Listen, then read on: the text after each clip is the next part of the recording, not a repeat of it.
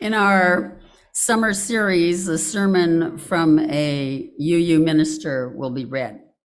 So today's talk is titled Unitarian and Universalist, Cats and Dogs, by Christopher Buice, to be delivered by Art Gillingham. Art, take it away.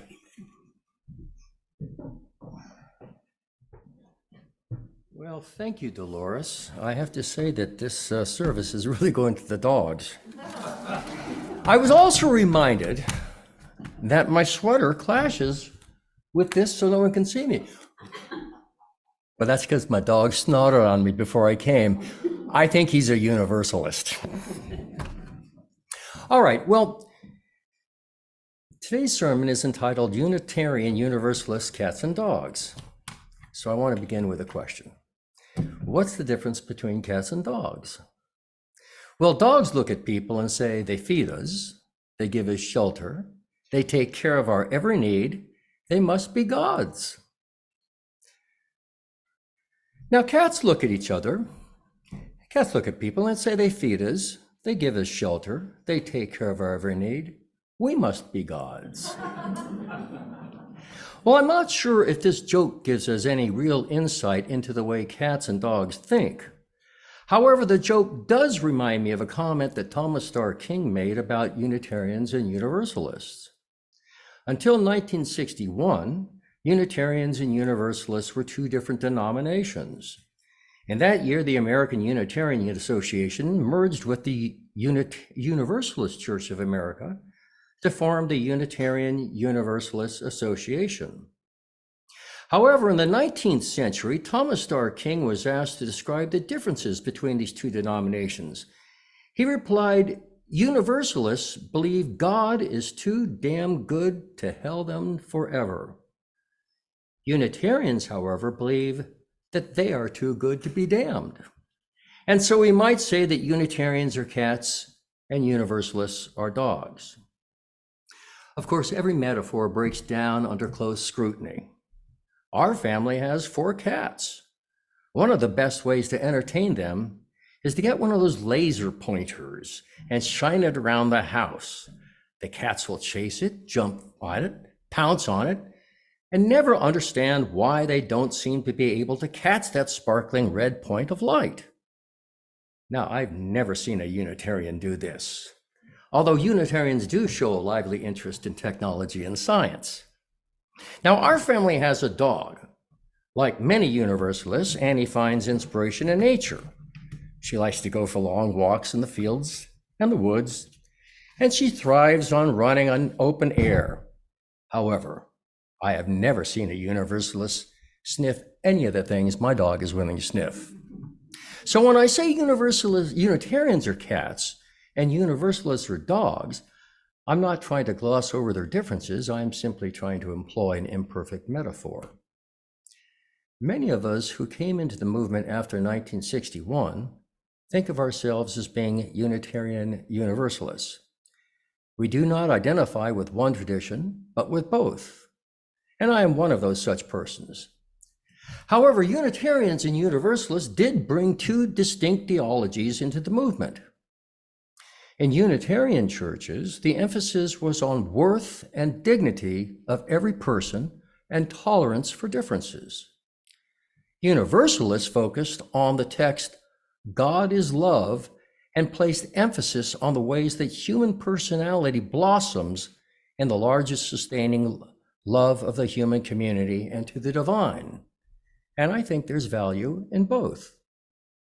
My cats seem to have a strong sense of their own worth and dignity. They are affectionate, but often on their own terms, choosing the place in the movement for any contact with the human members of the household. Our cat's attitude toward the dog is one of tolerance. There is a live and let live philosophy, but generally no great warmth or demonstrative affection. My cats are independent, self-sufficient. I do not claim to know their religious beliefs, but it's possible they're Unitarians. My dog, on the other hand, is very demonstrative with her affection.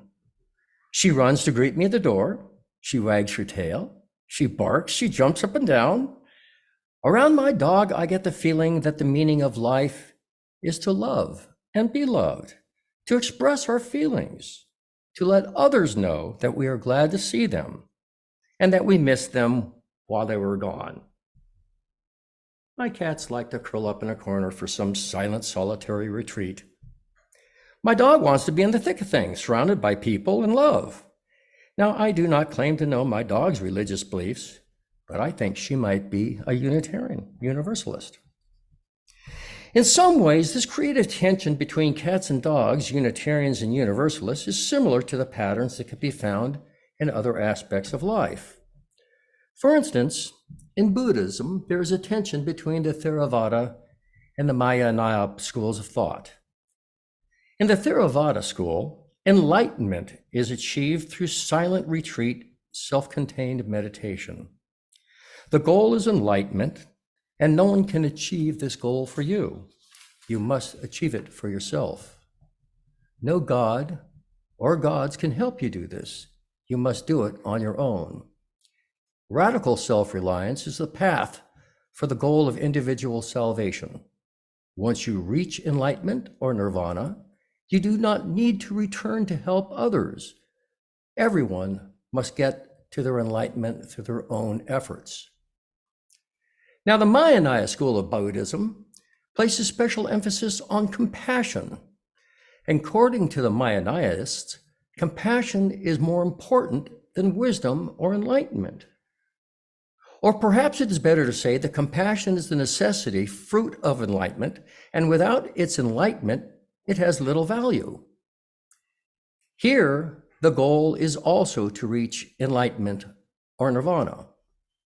However, once you achieve it, it is the idea to return from that state into the real world in order to guide others to the place you have discovered. The person who serves others is revered as a bodhisattva, or what we like to call a saint. Huston Smith describes the differences between these two schools of thought by quoting poetry. The Mahayana school of thought can be summarized in the words, "He findeth not who seeks his own. She findeth not who seeks her own. The soul is lost, that's saved alone." The Theravada school can be summarized in the words, "No one saves us but ourselves. No one can, and no one may. We ourselves must tread the path. Buddhas only show us the way." My cats belong to the Theravada school. My dog belongs to the Mahayana school. Of course, this tension between the self-reliance and the compassion for others is found in many other aspects of life. In some ways, the Theravada school is the Republican Party of Buddhism. The focus is on self-help, working for personal advancement and not looking for handouts, but opportunities to move up in the world. The Mahayana school might be called the Democratic Party of Buddhism. The idea is once you have made it in the world, to help others move up in the world as well. Personal salvation is not enough. You've got to help others make it also. Well, you can get a lot of mileage out of this philosophy. God helps those who helps themselves. But Hurricane Katrina reminds us that all the efforts can be blown away in a single moment. When the hurricane hits, the waters rise, the levees bursts. And we are stranded on the top of a roof. We might come to the conclusion, and as we are stranded on the top of the roof, we might come to the conclusion that God helps those who are helped by one another. Of course, another thing is true. I am teaching a class called From Aging to Sagging. In one session, we discussed people's fears about aging. One theme in those conversations was the fear of the loss of affirmation. There is a fear of losing the affirmations that go along with the roles of career and vocation. And so, there are times when we need to affirm ourselves. There are occasions when we must practice self-respect. We need to recite the chant that Jesse Jackson leads with the inner city children, "I am somebody, respect me, I am a child of God." For many, there is a strict dichotomy between these ways of looking at the world. It is self-reliance versus compassion. It is either or instead of both and. There is something to be said for self-reliance and individual autonomy. As the Sufi mystics teach, we can all need times alone, for only when the glass of water is taken out of the raging ocean can it be still. And we need these movements of stillness and solitude. However, we also need to love and to be loved and to express ourselves, to demonstrate about how we feel. These are human needs, and perhaps deeper than human. Perhaps cats, dogs, and all creatures of the earth and sky feel these needs too. The Unitarians and Universalists merged in 1961, a combination of two different kinds of creatures. Occasionally, if you go to the denominational greetings, you will still find someone who laments that the merger was terrible and somebody who deeply regrets the day it happened. There are folks who trace all the source of all the evil in the world to the decision to merge. But I joined the movement after the merger, and I have always thought of myself as a Unitarian Universalist. Anyway, it's just possible that we need both cats and dogs in this world, Unitarians and Universalists, Theravada and Mahayana Buddhists. In order to be whole and complete as a person, we need to cultivate our self-reliance and our ability to give and receive love, our humility and our pride, our times of solitude and our times of companionship. The prophet Isaiah envisioned a day when the lion and the lamb would lie down together, in which Woody Allen commented, "The lion and the lamb may lie down together, but the lamb's not going to get much sleep." In my household, the cats and the dog lie down together in their own unique ways. They seek to accommodate other creatures that are not exactly like them. So perhaps there is hope for peace in this world, peace in this church, peace between Unitarians and Universalists, and peace between cats and dogs. Now, the second selection I'd like to read to you also has to do with dogs, but it's a parable, and it's from the book, it's from the book Author of Sacred Myths, and it is a parable spoken by Muhammad, and it goes like this. One day, Muhammad told his friends and followers a story about a thirsty man, a well, and a dog, and this was their story. A man left home to take a long journey. It was a hot day, and he had not walked far before his head began to ache and his mouth began to feel dry. The sun blazed overhead. The fields he passed were brown and withered, and no water could be seen. "I'm so thirsty. I must find water," he muttered. "Surely I will come to a well." Just as he thought, he saw a well by the side of the road. Thankfully, he hurried to it, almost tasting the sweetness of the cool water that lay in its depths. But when he peered into the well, he saw no water. The well was dry. Disheartened and even more thirsty now, he continued along the scorching road, hoping to find another well. Sure enough, before long, he saw one. "At last, water," he whispered, looking into the well, but it too was dry. There wasn't a drop of moisture in the land. With a parched throat and feeling weak, the man walked on. "I can't go much further without water," he thought. And then he saw a well. Almost afraid to hope, he looked over the edge. Far below in the darkness, the water sparkled. "Allah be praised," the man said. He looked around for a rope and a bucket to lower into the well so he could bring up the life-giving water. There was no rope. There was no bucket. How could he reach the water he needed so badly? One way remained. If the water would not come to him, he would have to go down to it. So he scrambled over the top and carefully bracing himself against his sides with his arms and feet, he descended into the well. Deeper and deeper he went, until at last he touched the cool, wet water. Cupping his hands, he scooped the water and drank, and he murmured, "Praise Allah for the liquid of life." Feeling much better, the man began the long, difficult climb out of the well. At last he reached the top and stood again on the road under the hot sun. He was starting to walk away when he heard a sound, a soft, sad whine. He looked down and saw a dog sniffing at the ground. The dog looked miserable. His eyes were glazed, and he was panting with thirst. He came up to the man and licked the edge of his robe, which was wet from the trip down to the well. This poor animal is as thirsty as I, the man thought. He'll die if he doesn't get water. The dog looked up at the man and wagged his tail, grateful for the bit of moisture. And the man made his decision. "Wait here," he said. "I will bring you water." Into the well he went. Again, he descended down all the way to the bottom where the cool liquid lay.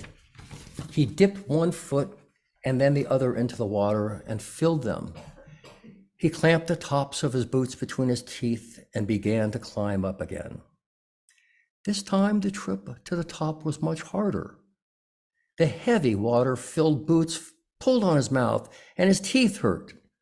Once the slick, wet leather slipped and he almost dropped the boots, but he tightened his grip and held on.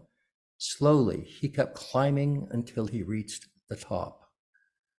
When he was on the ground again, he knelt and opened the boots so the dog could drink. The dog drank the water in both boots, his tail wagging happily. The man smiled. "Now neither of us will die of thirst," he said. He pulled on his damp boots, patted the dog again, and continued on his way. Allah was pleased by this kind act. He was so pleased that all the man's past sins were forgiven.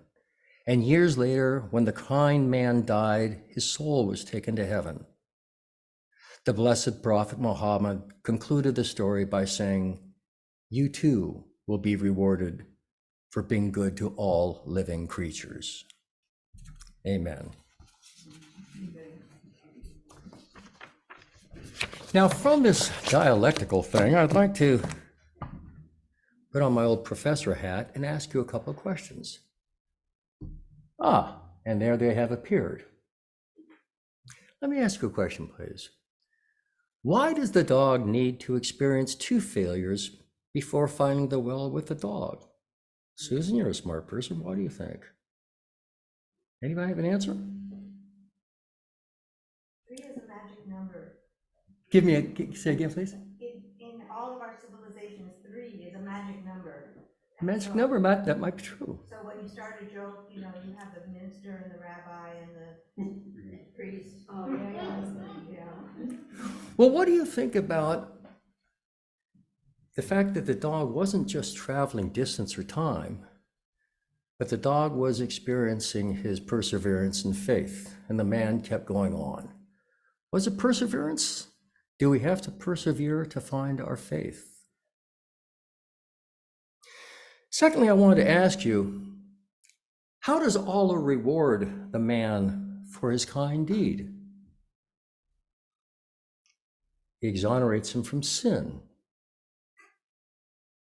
He buses him to a happy life. And I think the message there is that if we do kind deeds, we will be rewarded. Thirdly, I want to ask you, why does the man praise Allah for the human act of kindness? Why Allah? You're all going to be tested on this. Well, I think because in this book, in this passage, Allah could be really anything. But in this case, I think Allah is really a synonym for altruism, much as any of our other religious leaders would be. Anybody agree with that? Anybody want to throw apples at me? Yes. He may praise Allah because he realizes that something bigger is going on. Something bigger than life? Something bigger than his own journey. Excellent. Yeah. And his word for that is Allah. And the Allah became an ideal. And Allah became. All right, now finally I want to ask you, is there any significance of the dog? Was the dog a metaphor that enabled the man to become worthy of redemption? Let's think about our seventh principle, the interdependence of life and the importance of the web and how we all work together. Now, I believe that the dog was a metaphor. I believe that the dog just appeared out of nowhere, just so that the man could demonstrate his act of kindness, his act of altruism, and his reward to go to heaven. Thank you.